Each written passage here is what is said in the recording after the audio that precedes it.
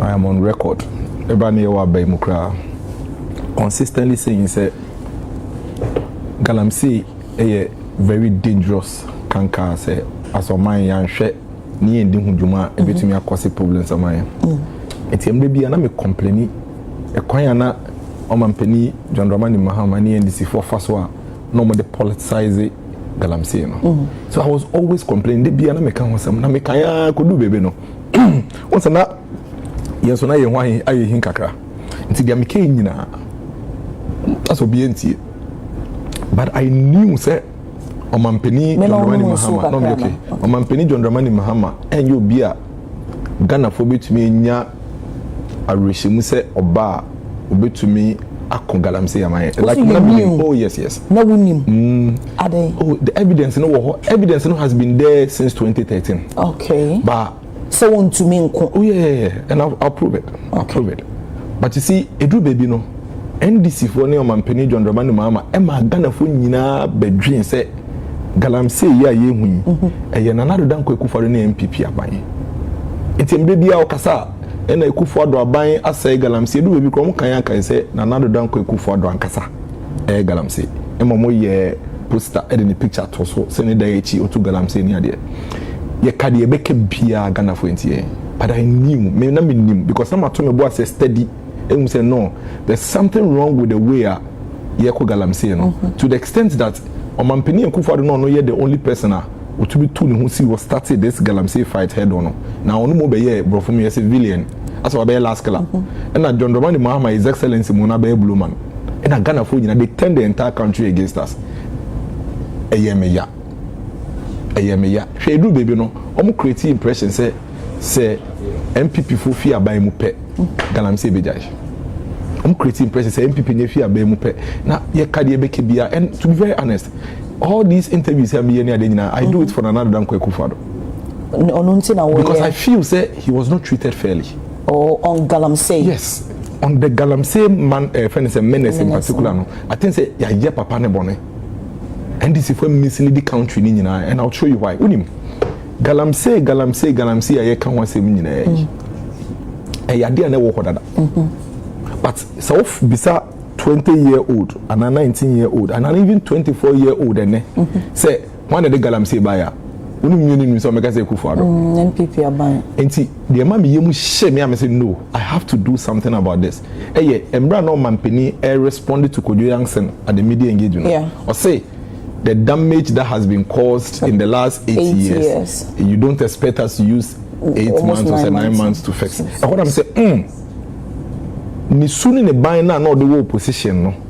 ase osan atamaba aban mu na ni suni ne ban say oja the facts of the matter na to now was spinning issues no now was turning the emotions of the people against Nana Danko Akufo-Addo no enya political capital me prove ni nyina okay enti even in government na ne tumi abedi ni sebo say of fix man no still or pese or hide behind Akufo-Addo na oye di ope because so to see cars say the damage in 8 years we cannot use 9 months basically strategically no or catch a Ghana ni say onu mo ni nipa oba be boa yen enti munya bo cheman ye den on boy enye no kre so wo pe nipa o de Galamsey ya ye wonsusu yi ene forest reserve eba o man we mu a Omampeni John Dramani Mahama ni NDC amayuku I'll prove it don't worry no I know but said o se kan ka say yenso so ne forest no but so man nyemre bia nso na etimi maye kwan maye kutu forest me do ho okay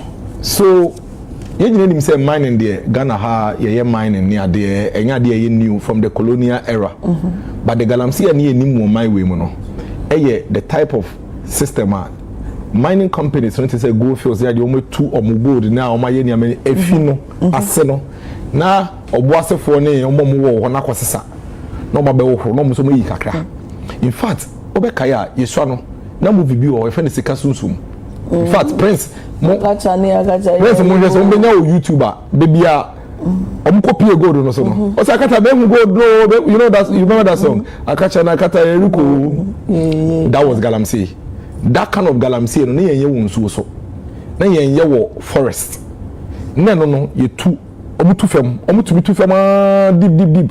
It's even one work it. Oh, how better say yes, you Galamsey anwea bua bonkrofo bi but also no kana say a bit weird na say that nya come anyone ko eno na nye nipa kakra bi na bi omo ye yesane ma no nti yesi o amana kata nipa bi so it had nothing to do with affecting other environment nti satam na advocacy ni say ukwa obewu nti jai so it was more perpetrators and no more affected so it wasn't such a because open now ko na wu dia but in the year 2010 2011 enna Galamsey nankasa yehu nenne na ye wonsuom ne forest mu no 2010 yes inti enye obi na ma licenses to go and mine in forest and the Galamsey ko ho debi the Galamsey in the forest any nsuo so no started Professor Mills time inti in fact Anas areme yaw Anas investigative the friend say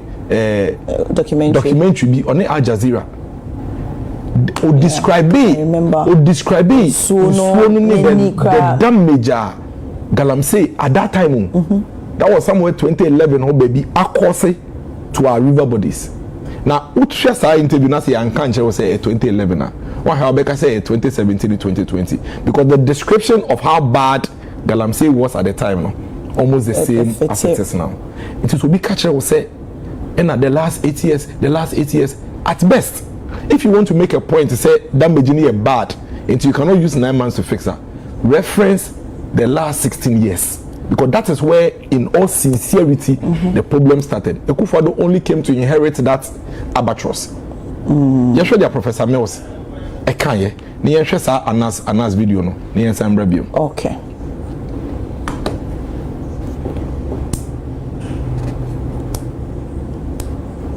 Press video na ready ana.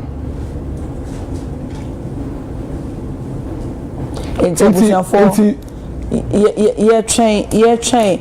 But was a video Professor Mills yes because I prove say ampaniampa say Professor Mills and Breso no na Galamsey na yehu ne na ho na say any video ni ai how we can solve that of Galamsey rather seriously. Let's see how we can solve that problem because this is a clear indication of some of the effects of Galamsey. Far from being tackled, Galamsey is now so widespread. Miners are moving onto the river itself.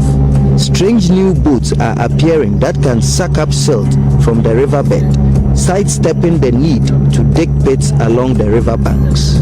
But the constant churning has turned once pristine waters murky brown. The shorelines are scarred, cocoa plantations crushed by the heavy machinery that is dragged across them.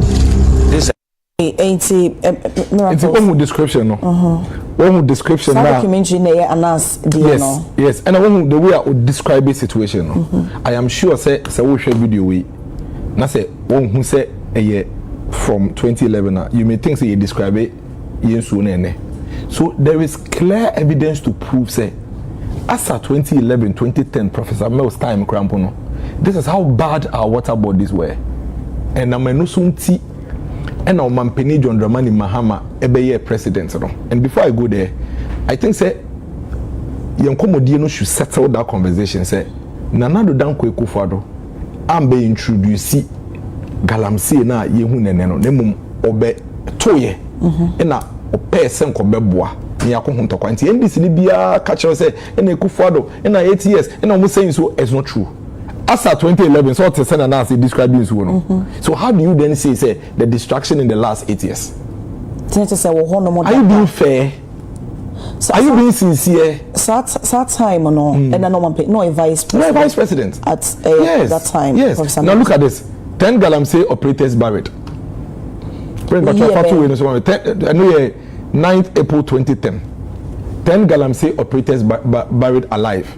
Me sure says our story we say modern Ghana. Yakata date in this you may think say 2024. Stop Galamsey now. 18th March 2010. One picture no. Yeah, because somewhere last month or so last 2 months, I could see environments in the whole say ABCIC. Floods. Mills angered by harmful effects of Galamsey. Professor Mills called baby war Achimebuakwa. no wura cocoa farm nim one chairman Potofi NDC chairman Potofi obura cocoa farm o owura ho no na cocoa farm ni nso afa ho nyina unim de ntia Galamsey yes no as at that time 2011 no o ma diverting nsuo no ayesu river no e de afa cocoa nim say na be o metumi nya kwan ayom gold. So why then do you create an impression say you could for the akofa problem aba na wo ba be solve am at this time no now we are vice president it will come say MP before mon come anuntum na munya 8 years no come solve yanka ya beto. It's painful because one na the buy ye na beto ye nti ye hwemu a wo problem a the buy na wo aba beto say wo hwe na wo solve. Don't gaslight the entire country. A man yet to say woman na wo ye mboa wo and now the problem about 2 minus so where 19th August 2012 300 people died of Galamsey in 2011. 300 people as at 2011 no 2011 300 people died of Galamsey. Chairman of Swamp of Satana original minister or say courts not helping the fight against Galamsey activities. Me first statistics we intro as at between 2011 and 2015 Galamsey, area of Galamsey was tripled between 2011 and 2015. The land size now Galamsey Ekoso, it was tripled under John Dramani Mahama as a vice president. And I'm giving you cues. Emma make confirm say or your enabler. You are a vice president. What's now say Galamsey epeja ho emboho miensa within your first tenure as vice president. We say in a document when you one kasa. No. There's a research document. Science Direct. Research document. An institution. Area of Galamsey has more than tripled from 2011 to 2015, from 10,907 to 36,696 hectares. Galamsey is affecting major rivers. Ofin and Cobra, Brim, Enum, Tano. In 2013, an estimated area of 551,496 hectares was affected by Galamsey pollution, AKB. In 2015, Galamsey encroached at least 603 hectares of protected forest reserves. Galamsey effect data between 2011 and 2015. AKB, Sambreno, now one vice president. Unknown to me more. See a dinkomo. Or Mampeni, John Dramani Mahama, or say, problem now, you're only 8 years problem. No. Somebody not or your vice president. He did nothing about it. And I'm a nusunti, and I obeyed or Mampeni in 2013. No, none of us started some bonechi. Can I for bonechi, and a force to now set up an interministerial coordinating committee task force on Galamsey, headed by Inusa Fuseni. No, Honorable Inusa Fuseni, no, a lands and natural resources minister. Now, Honorable Hannah Tete was a member. Environment minister, no, a member. The current majority leader, Honorable Mahama Yariga. In 2013, no May, on Mampeni way, John Dramani Mahama bedi on Mampeni no, set up task force no. The question is, Senegal Galamsey ni ho. Now, and your problem. Ekufo na de by 2017 a ban saying in 2013 was set up task force to fight Galamsey or more specific responsibilities or say omo ko Galamsey areas wo omo chi Galamsey yes no omo she omo excavators no omo chi foreigners na omo deport omo as of 2013 as 2013 or set up May. So why do you do this to the country? Fix the situation. And your problem na wa kwa ba beto. Stop referring to Ekufo-Addo. Ekufo-Addo do beto, and he did what he wanted to do to fix it. And now what 10 country against Ekufo-Addo? Miracle, so say he did, what he wanted to do to fix it. It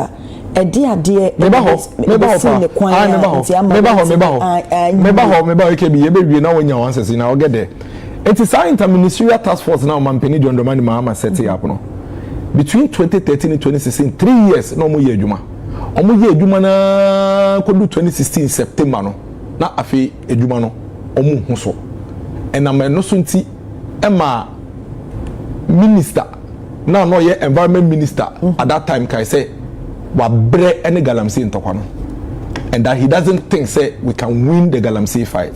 Honorable Mahama Yarega. 15 September 2016. Where am I? Naka 3 months to elections. October, November, December, 3 months to elections. Say I called Minerals Commission. Last paragraph now, right corner name. I called Minerals Commission. I called EPA. I called all the stakeholders and I said, look, it looks as if we cannot stop them from mining. So why don't we help them to mine properly so that we avoid pollution? Okaya can say, I have been to some of the mining sites, and when they mine, they cover up. Chiefs are involved, politicians are involved, assembly members are involved, religious leaders are involved. Honorable Yes, this is 2016 September. When your man penny between 2013 and 2016, John Romani Mahama. Oba ya no na Galamsey wo ho. Me prove ya say Galamsey no atame osembra so na ewura nsuo nim. Na we vice president, we ntumi anye ho hwe. Oba your man penny no na set up interministerial task force. No vice president between me no one so no. Vice de ade no betimi ayesa. Ya mi hira me no ya adwen nti enyina ho. Me no ya adwen. Nti onya ho kwa be your man penny 2013 me boa. Na sa position ya wo vice yi man nka wu. Mensesa no. No krepa net sanity vice de na call it short no. It's true. And Vice President Mahama could not have been faulted for that. Onlangas already know. The spokesperson John Jinapoka I say or Vice President no. Na ne juma pa say or handle social functions. Enti betwase I agree with you. But ube your mampeni in 2013. And they now one kasa na wo to me no. Galamsey was a major matter in 2013. Major matter. And until set up task force on fighting Galamsey. For the entire 4 years before the now year president in 2012 last quarter and I was under 2 swap to 2016 went to me and fix Galamsey, went to me and solve the Galamsey problem no to the extent say you could do September 2016 and I cut 3 months to elections no we ministers now we do manage show say Galamsey say ya bre Galamsey no yenji say betumi akon nti e be ya illegal mining no kra be ya legalize no na yen chiro mo ye wi no makata so. That's what the minister said. And the country was alarmed. It's after 3 months to 2016 elections, Galamsey issues came to the front line. And the Kufa said, "Debbie, me jidi say Galamsey no. See you to me pe acquire a befa so a be man profitable. Ama community no. Na introduce community schemes and mining schemes. Na man na safe amomwa. E be betumi aboa man na den abrase. Ma mention the difference between Nana Addo Dankwa Akufo-Addo and the NDC abayin. And what makes me tell you say the NDC government and John Mahama no omo enablers and say from the entire 2010 up to 2016 no MPP person is on record accusing John Dramani Mahama His Excellency and now NDC Minister Bia and now say NDC Nibia for engaging in Galamsey. AKBT hayi pa wo. Nobody wouldn't get another MPP abai anyesa no. Omo anyesa because Nanado recognized at that time. And the MPP government recognized at that time say Galamsey into quantity no. So what the politics for remove now turning into MPP NDC aban no on to me kontokwa no. Enti ye nko ka say na o mampeni we I say na we I say. Enti man ka say no NDC aban abreso na AP pa. No, yeah, we never said that. In fact, no, nobody is on record. Akufo-Addo never mentioned that. Akufo-Addo was our candidate from 2008. Intiano has been the leader of the party from 2008. One chance. Who will record about? Nobody. Okay. Because as a political party MPP, we know say so man penny pesca. Obetube pesca obedia and yes obe wurem. No one can sack of pekas ni show be announce the sika man kofo say mun say yensu na mun to go the man. Aba. So Akufo-Addo says no. Me policies are me twin say me the bar e betumi aboa ne bi ni say ye be ban small scale mining no na ya to e boa se na ye de hyehye ya to fam ye wia na fe de ye biem na ya manage ya regulate de ye e bi e be boa ye na Ghana for say oh what's my okay there e to asum. So they voted for Akufo-Addo. The Ghanaian people voted for Akufo-Addo in 2016 7th January and AKBT hey 7th January 2017 and he saw Akufo-Addo in. Immediately he was sworn in, then he started action on Galamsey. You know, the stakeholders say, you know, we invited CSOs, you know, the media people say, all the stakeholders engaged. By April 2017, you know what Akufo-Addo did? He placed a ban a complete ban or the ban at all form of small scale mining so ever mine way mu. The only people I don't between mining here Anglo Gold ni omo de omo share omo control the environment omo yumoduma. But all forms of mining were banned. And guess what? It was February, March, April. 3 months of Akufo-Addo in office into taking action on Galamsey. It is a Mampeni John Dramani Mahama catcher will say 8 years of damage in 9 months to say catcher they say 8 years of damage from 6 years of damage from 2010 to 2017 no another 3 months you know they taking action. And if Nana Akufo-Addo could take action in 3 months on Galamsey, then 9 months now or no na friends John Dramani Mahama we no a boss umpodo action is successful now. Hold on, yes, and I'll prove to you. Now another Danko Akufo-Addo at the ban on Galamsey friends small scale mining buy no time no swan or say you go so indeed first one or in 6 months 6 months no so you see baby yes she share medu ni yendru ye yemfe bi nkan ho no de bi aka 4 months 3 months na na do the ban no buy till 17th December 2018 20 months of ban on small scale mining. And guess what happened? By the time I do 17th December 2018 no na yensu no enia start here then Prince but video now evidence say after 2018 Ghana ha for the first time since 2010 since when anas are me ya anas describe here na 87 million no as at 2018 na another Danko Akufo-Addo intervention on the buy in April 2017 3 months in office no the results ne say yensu no emiti here but you show video we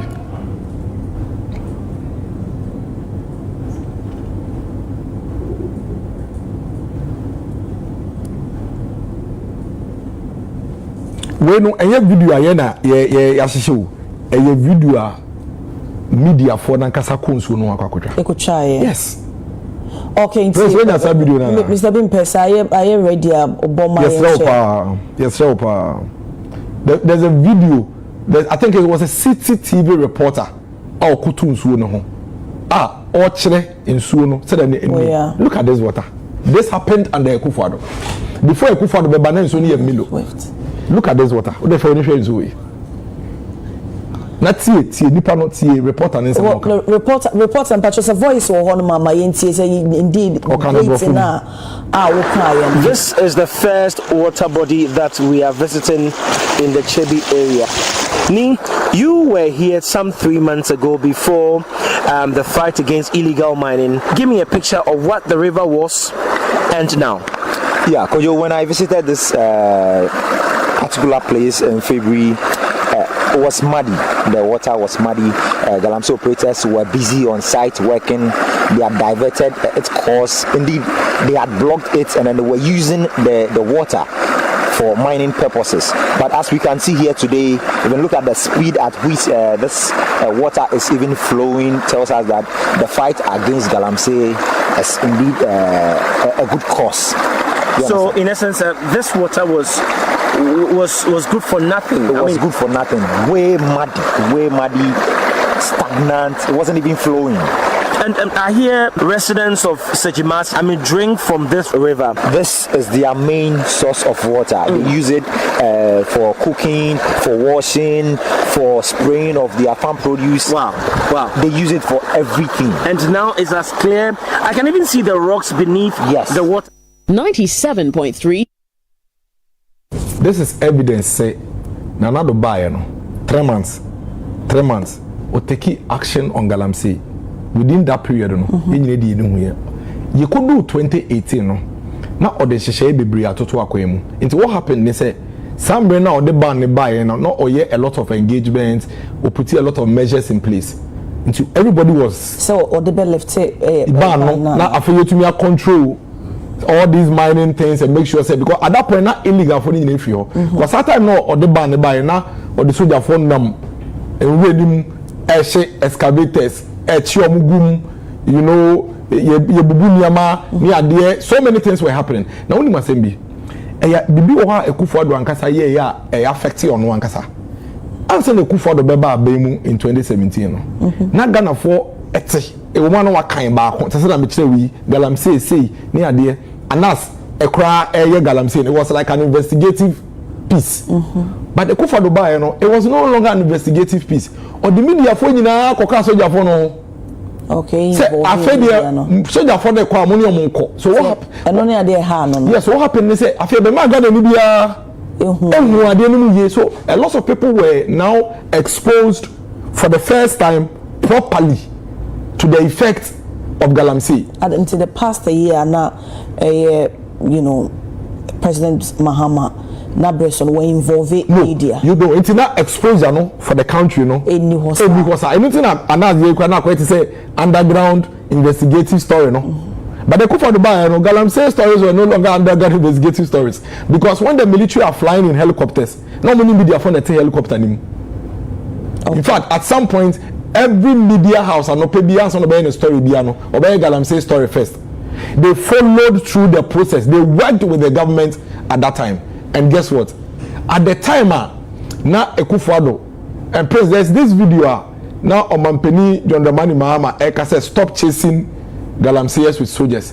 At the time, Ekufuado the band nabana oyi Galamsey for the films no on Mampeni John Dramani Mahama now or set up task force or they fight Galamsey 2013 all of a sudden nipa now or this soldier for call Galamsey site Eko for she excavators, foreigners, why are you 10?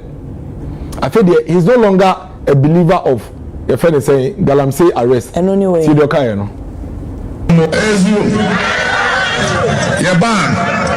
Omochi omo Galamsey no, omo atu omo, yabema omo amnesty no omo saba.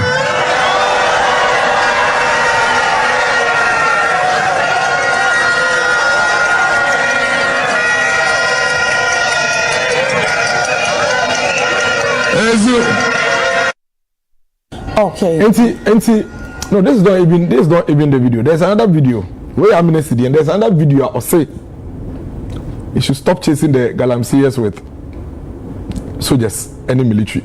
Now it's not wise. It's not a wise thing to do, and that he did some in the past. I think there's a video.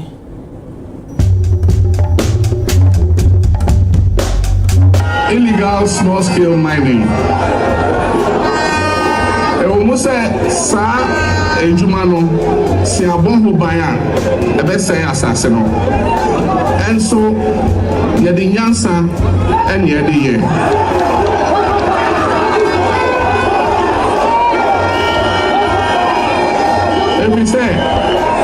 every say sa ade aye di soldier form ede echichi ye mabu na omo ye illegal small scale mining no ya ye bi da so okay ya ye bi da e wo Ghana ha enso anye ejuma enti ye adwin say we will bring a new mining law ebe regulate sa Galamsey na ama ejuma no etimi akoso ama omo awuye ni ye no etimi aye enya bibi akoma no enso Rebecca said, if you put a blanket ban and then you send soldiers after the young people, that is not the way to go. Okay, as you stop illegal. So you see the situation, and this is the second reason I think it's an enabler. Look at this. You started doing your time as a vice president, you did nothing about it. Then you became president. Why you not set up task force? It could do end of 10 at 2016. No, who give you up? You know, Abemubuye. And it was all cast on Abemubuye. I don't know one can be any ministers. Oh, yeah, no, some ministers are not doing Jumanisha. Some women are the show Munsa. Omuko and Omuko Chinko for no much excavated in the about in so no any until 1% impo in Amujaye. And a Kufado buy. A Kufado buy, no. The difference between one year Kufado and say, when Yakukudro within 3 months, April 2017. When they ban me tree credit then or they tabono at all forms of mining so across the country. Any who results na me watch there one. Afe when you tria say in share na Kufa do dia ba no things when any. The things when any say wa obeye wo ho say wo kodi bone wo nsuo no ho no na soja fa beche wo. Opposition a wa benti tumi a wo penti. What say omo mo ye Galamsey no complain say omo mpe ban no ne ade enti all of a sudden ujino machi Ekufado jawo mo no mo yema adwuma me fa soja for ne ade enkotete yomo Prince. There's a video, I think ban on Galamsey. There's a video, there's a Joy News story, something on a ban on Galamsey was a ban on illegal mining. But when you saw video na bomb me, all of a sudden AKB wona na wo share excavators no wona na wo chinkrofo wo the task force a chinkrofo no wo be di opposition no afi de wo so wugino machi Ekufo de nja omo nyansa o se sabi nyansa bi enim se odi soja for better ta omo. So where is the consistency? Wo show mu kutupa in opposition and answer saying wo say wo do wani esi aban so and wo share we mu kran so omo ye Galamsey na answer saying. And it is one of the reasons why Ekufo has struggled in the fight against Galamsey, because so we are buying na say kanka bit say Galamsey wo ko ho tokwa na opposition leader no ekogina enchen na Galamsey for no who say opposition leader ne ta omachia. Okay, video now okay na radio busa for me share video number. Dola town, a Galamsey area in the Bole Bamboi district of the northern region, has been burnt down by the Operation Vanguard. The operation is on a quest to end Galamsey in all mining areas. The illegal miners are questioning the motive behind the destruction of their equipment. As they argue, the operations are far from water bodies. Other areas like Kui, Dakurupe, all in Bole district of northern region have been affected. Let's get on the phone line. Okay. Oh, there's another one. The part where the people were agitating, say, Ekufo de yene ba abemu, yene do ba president unsa video na ma mention why. Yene do ba abemu, yene to abama. So when President Mahama realized say mining communities in Buefu are omo complain, then quickly o jampi ko jira omo nchen. Afi do support omo. Afi do no mo na eye ehwibum. Eno ehwibum o catch omo so muntu. Ana say o be catch aban ne say jai nkofona obi yebo ne yen. No, when they say in a way of, calming the people down, say, I mean, almost say but the thing what the government was doing was giving us results. So and see, why do you stop something that's giving you results? If someone stop it, say buying say me my name. Oba ya amroba. Soja for action. Soja for action de no rehab. Yeah, sure. No. Oba ni sunti. O say soja for ninja na onko nanti baby ana. Nipa na yatim de na rehab. Yeah, she said no ho be san na no ho ato no. But ne mame akogina nchen se munja me ba ne mame. Oh, na ba na ya roba say ya roba kra munja ne mame munja se mu soja for tata no. Nipa oba na ne yebo no. That's a literal meaning. Yeah, but that's what it means. And na manu sunti me Ekufo do bisa o mampeni John Dramani Mahama say, "O se san wa no dodo." Galamsey nsem no. Wo aban mu 2013 wo say wo de soja for okun. Wo ko Galamsey. Wo bo opposition afi de asa wo gina Galamsey fo n'echi. E na wo bo aban echi. Sa video no Prince hwema me. Ye pese ye hu say owura John Mahama ehi na wo gina. See sa video we. Somebody who wants to be president, he can't change his mouth. One side of his mouth is saying one thing, the other side of his mouth is saying another.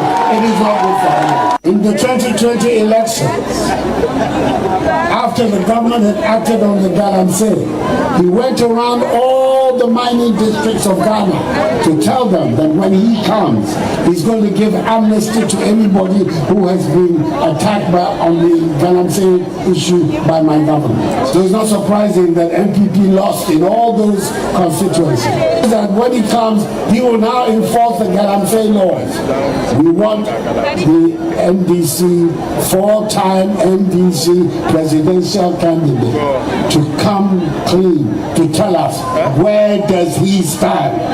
That's what I meant when I said that I was prepared to put my presidency on the line. I was prepared to take the political risk in dealing with them Galamsey. Mami bisa say, I didn't know say wo ya depa. Na obi distract ya. We share direction of nipa no distraction. What do you think say we focus say president, the former president Nana Dankwa Akufo-Addo, that's abreno adepa wo ye videos I was showing. E didn't na wan to anko so ama insoli nyina ni anti ansana obi take another initiative be a take. Enunti na wenja no. That is why you remember say, and Omampeni John Dramani Mahama ni NDC suni bayinti. Ma money na we started so mo agitati can semti Ekufa ye be tweet ye be you say and na me Ekufa do kokai say I put my presidency on the line. Because my bani ade no nsu na ni te but mo dwame say eno nko na ye be ye na yensu ni atede a na mato abeti a me de anka montunti ame enti ye do 2018 December no 20 months after the ban no na fe de yensu ni ate Ekufa do Emma nso akese ne ade ni nyina na say me da kire that's I've just shown you video no all of them in fact they are now yet take a pan crowd they all started showing signs of their friend say clearing up and I'm no signs oh yes and I said that and it's very thick and I'm no sinti and the ma CSOs no and the media for you say obebi edu no de you bet me de hye atokwan mu na fe ade no ye bie mu na ye regulate na fe de omo ye responsible mining no omo tumi ye nti Ekufa do den hye bebre bae I don't want to bore you with all the interventions but or introduce several different policies or the community mining schemes by or be introduce river guards na the first omo aye no it's not a new thing no river guards na we Ekufa do introduce but say no man fe ni padodo te say the we more more than this one we pick more than this and Stella I am telling you so that is why I keep asking the president say why are you doing the same old things that did not give us results because nyama na ye na yes nyama na ye na ma results na wo di atem no eno na wo to aso wo ba ye fa bi foforo bi amba ni matem oh wo di atem na wo ka kire o mampeni say or your headquarters of Galamsey ya attendee it's a big insult attendee me ye kwa pemni nti me nkasa ntia pani me kasa nyina wata makas bibi creatia pani bia na mabo o mampeni Mahama di pay attention we say anytime I mention his name with his excellency kan ho river warden amuni anya NDC ne de river guards bae na na dan ko Ekufa ne de river guards bae nti NDC buka che say what do you ya the river guards aba ya call friend say ya call the police for ya ko chenkrofo all those things and they no correct omo de ne she blue na de ne she yellow nti de say sonsoye pa ade ba ko ma different ne say river guards ne she blue but I no pe Ekufa do start introduce mercury processing equipment for community mining schemes no eno no mutumi ye mine no eni ni o pictures na we no mutumi ye mine no pepe say na mu ye ya without say omo be say nsu nani but you see AKB ade na a crime in spite of Sanye Meye Ekufa do to akwa mu nyina she speedboats or dey buy ye drones or dey buy ye mercury machines or dey buy in spite of Sanye Meye or Tiche Galamsey for dem kokot in fact as at somewhere September 2024 now the total number of Galamsey for Ekufa do achede o makokot over 850 omo na court e di o masem wie jeli omo ye 76 sa 76 no and o mampeni John Dramani Mahama court promise you omo say oba obemo mo amnesty no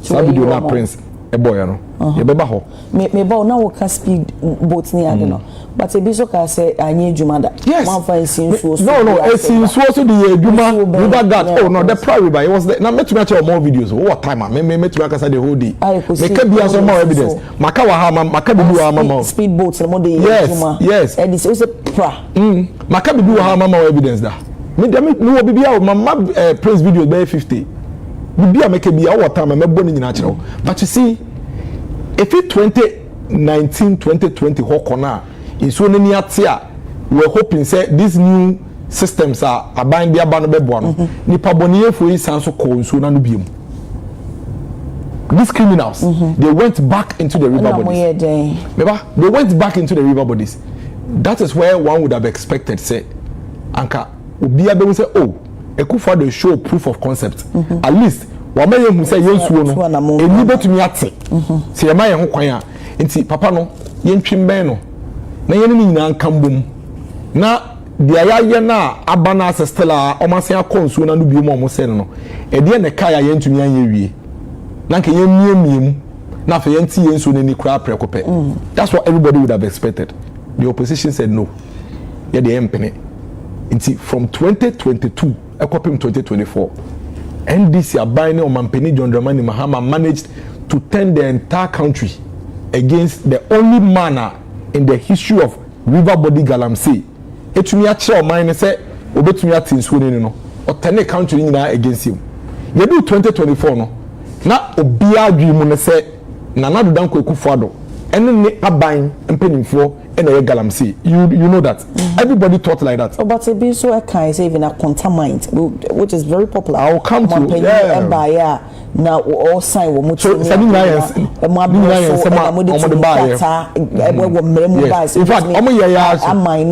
forest knowing very well to say yes we say almost succeed even in creating an impression say a contaminant whether any small scale mining be a Galamsey. That's actually the impression they created. It's a do baby no. A contact mining crowd mampeni ankasa refer ma ministry said they should investigate it and come up with what the issues are no. Oba contact mining crowd also support Galamsey. We were a contact mining was mining and was that I was against the opposition party politicizing Galamsey. Omo call river omo call Galamsey site. And this is for call Galamsey site together with small scale mining association friend say Penino Michael Pepramo and they friend say parliamentary candidate eko ka che Galamsey yes ne say monto abama NDC Galamsey politics beto Galamsey monto abama NDC ye buy mama Galamsey yenti video emra so say ko ababa and emra ya hye no and no pay and no ko manso dibia oso no de Galamsey no na just go no bibu no ono no say ko ababa no 4 years ni de adwuma no yen ka hu say yentumi nye bi na ye adwuma ti say because of ye beto aba and na one man be wa se de yin ni say yentumi nye de yen adwuma yen pese adwuma ne begu Galamsey beto Ghana beto Galamsey ana ye adwuma na ye no so no sisi e na na do banga ko no mo da so and the prayer cracker say ye to aba wi a mo be say sa banga de mu kina ye ntina say e ma ba we megu adwuma tire entino mo ye adwuma ne pese be we simu nyina mo tai mo fere mabusu yako na mo make sure say aba no ne ko to ama don drama ni Mahama ye wo mu ni ye nim say nyame bo amande na e to aba no no mo sai ko ne so be kasa enim se dum be ko srem dum be ko be bebre so mo so be mu be ko aba wa ya intina ne kasa acha by Friday o mu break no na obi antimi enya pepeye no ntimi antimi fa ne busiafo na Monday ni du a nyina ye be ko to aba ye to aba ni wie enye se ye ko ye bet na wo aba no ko aba no ma obia sinfi amohu no ha no obehunu se the land ne sitie obeka na meboa after on the 11th that way on the 7th no and to say ya wo ho e de mam because no one better akot na ho say de be ya yenu anu mo blay o mo ye dwuma che kakrai mo fu be nya sa asini bi na so ya sa e de machine to affect wa mam a be kwa ko han na so de aba be ya dwuma na so do krom no ko ko so aye e di yi enti wo kwa akoto aba no a e John Dramani Mahama e tu da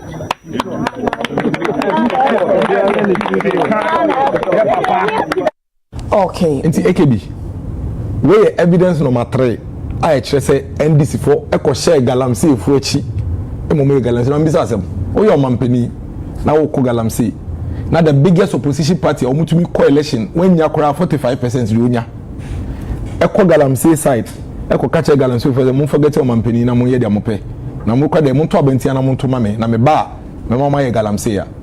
What are you doing to the country? How is the president going to win this fight? A campaign time until the Bemo account. 2020 no. Ghana for two Obama and this FN saying two Obama MPP no. See, most of the mining areas we lost. You lose major seats in the mining areas. Fast forward, and this ababe.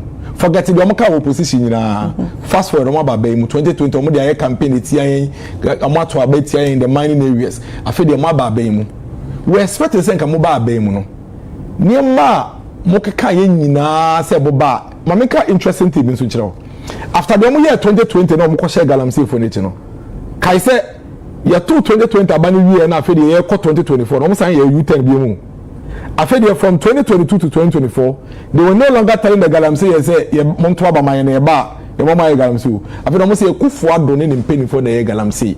Ghana for Monto Maya Yeba, you best stop it. Fellow Squatcho for say, Sawope, Omo Ye Galamsey, Pana say, Opesa Uja Galamsey, Twabeti MPP Abaywe. Twabeti MPP, now Twabeti MPP Abaywe, Pe Galamsey Bejai. Sam George, or a cabinet minister, or say, Nipa Yetuaneka. Say onshore my way so na your mampeni say nenia bre pa say obe stop Galamsey a obe stop in 1 week because on a commander of Ghana Armed Forces for Christ's sake.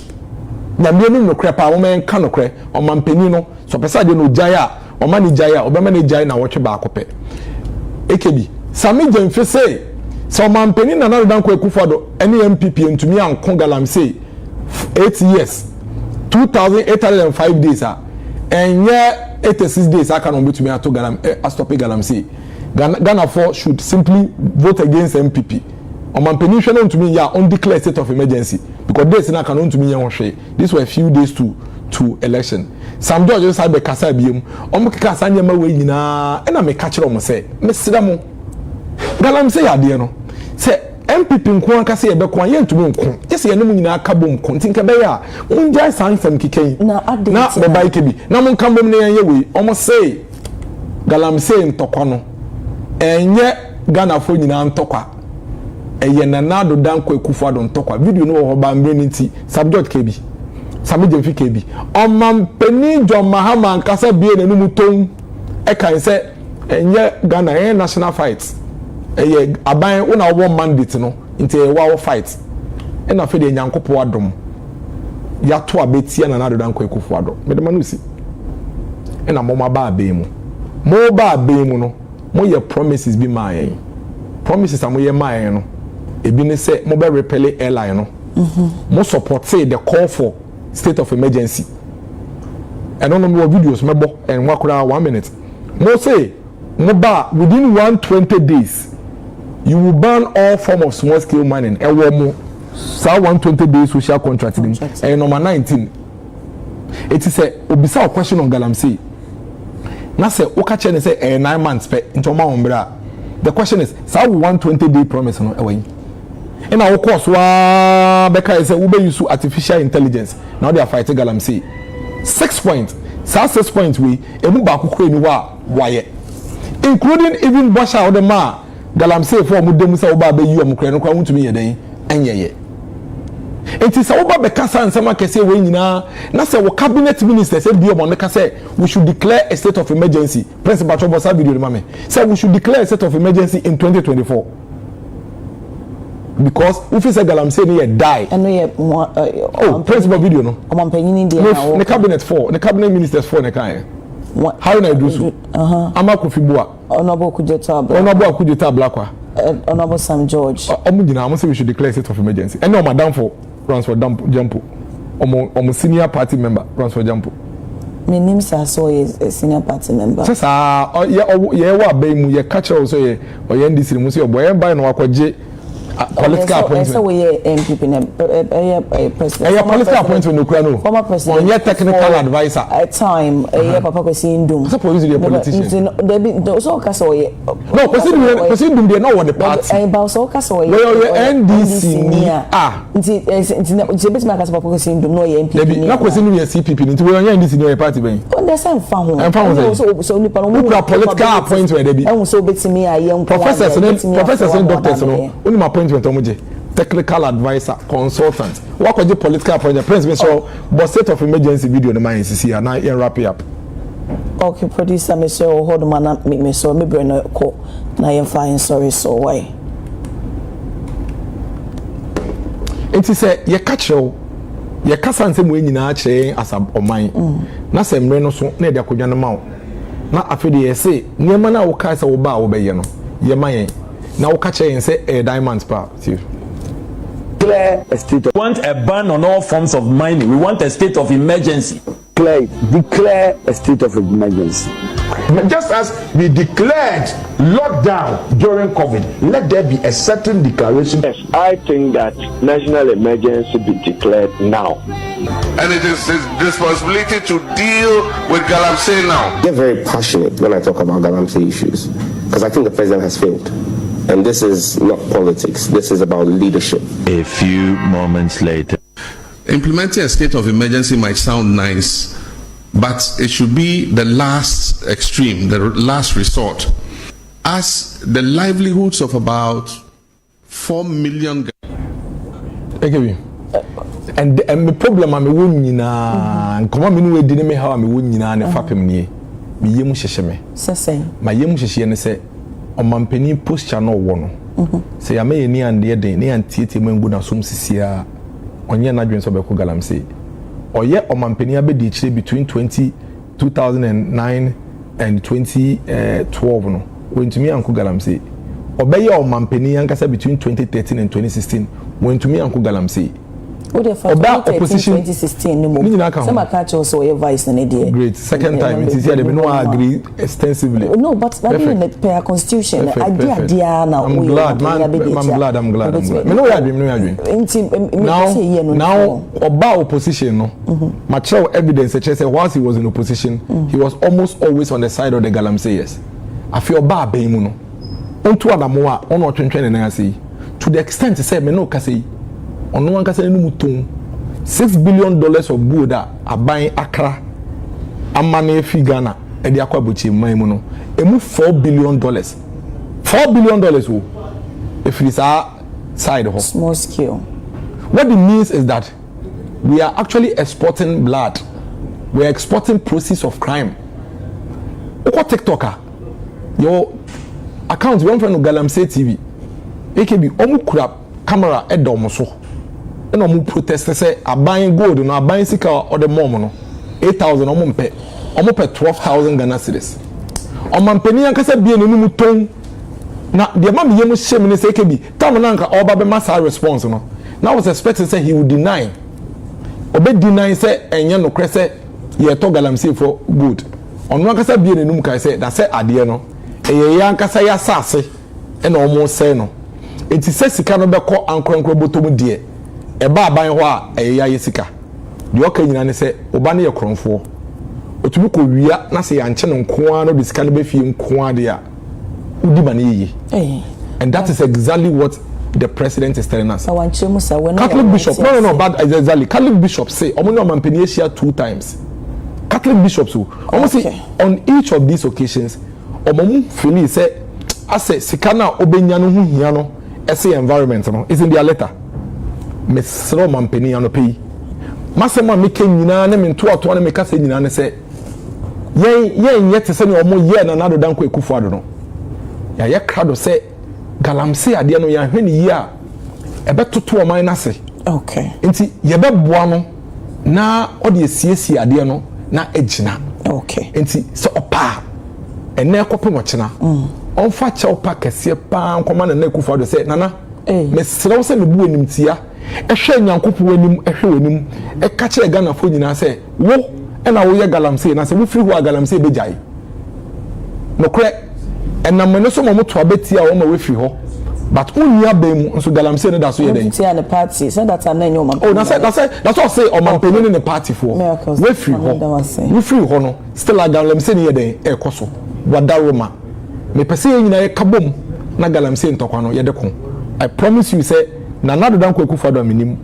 new patriotic party aminim no yen yes site modern yama na MPP aban eye no ena me no ka say me last MPP NDC aban eti modern NDC aban de ye o man Ghana ena me no ka say ubisa 25-year-old bia say when e de Galamsey baya obeka che ose ekufu ado but won bibia makwa free ene every young person thinks say Mahama na aba okay ena ono eba be bo o man no e de asolve Galamsey yes no or the side John Todoman and another Danko Kufaro ni MPP abanya we can assure him say we will cooperate with him, work with him till we deal with this criminality across where my but chopa na mbadi amonye oh that's a chopa na mbadi na te say ne some kan say e Kufaro ni nya problem on so be no on so be my okay mamenda was na time na omo can declare state of emergency no were you in support baby you support it make a wo man support it but on no support it and so yeah okay so I just say hey so who support here so here because me man support it in tuti aye no that's a miracle and see I don't know when you to me all of a sudden when me adwin mamenda was say take you be down ko shira I was for Dennis Miracles Aboagye, director of communications Bawumia campaign.